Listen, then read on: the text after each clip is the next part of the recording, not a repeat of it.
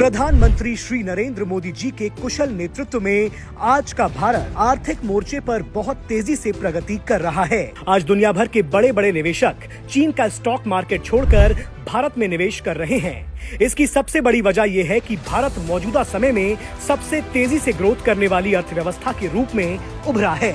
आपको बता दें कि भारत पहले ही चीन के हांगकांग को पछाड़कर दुनिया का चौथा सबसे बड़ा शेयर बाजार बन गया है और भारत ने ट्रेडिंग वॉल्यूम के मामले में भी हांगकांग को पीछे छोड़ दिया है। आज वैश्विक ग्राहक बाय इंडिया सेल चाइना की रणनीति अपनाए हुए है, जिसके चलते पिछले साल जहां भारत का सेंसेक्स करीब 17% मजबूत हुआ है, तो वहीं हांगकांग के हैंग सेंग में करीब 27% की गिरावट दर्ज की गई है, जिसके चलते कई विदेश निवेशक चीन में अपना कारोबार बंद कर रहे हैं।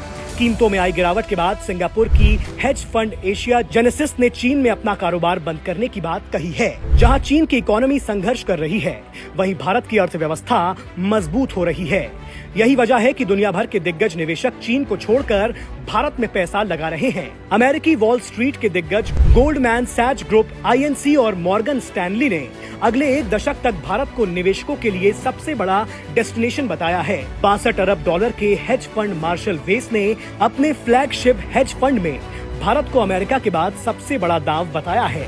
यहाँ तक कि कंजर्वेटिव माने जाने वाले जापान के रिटेल इन्वेस्टर्स भी चीन में अपना निवेश कम कर रहे हैं और भारत का रुख कर रहे हैं। आज जहाँ ज्यादातर देश आर्थिक मंदी और अनियंत्रित महंगाई का सामना कर रहे हैं, वहीं मोदी जी के नेतृत्व में भारत आज विश्व की सबसे तेजी से बढ़ती अर्थव्यवस्था बन गया है। पिछले 2 दशक में भारत की जीडीपी 500 अरब डॉलर से 3.5 ट्रिलियन डॉलर पहुंच चुकी है।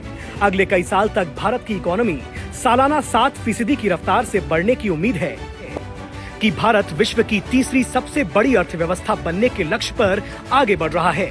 साथ ही बड़े बड़े निवेशकों के लिए भारत आज विकल्प के रूप में उभर कर सामने आया है।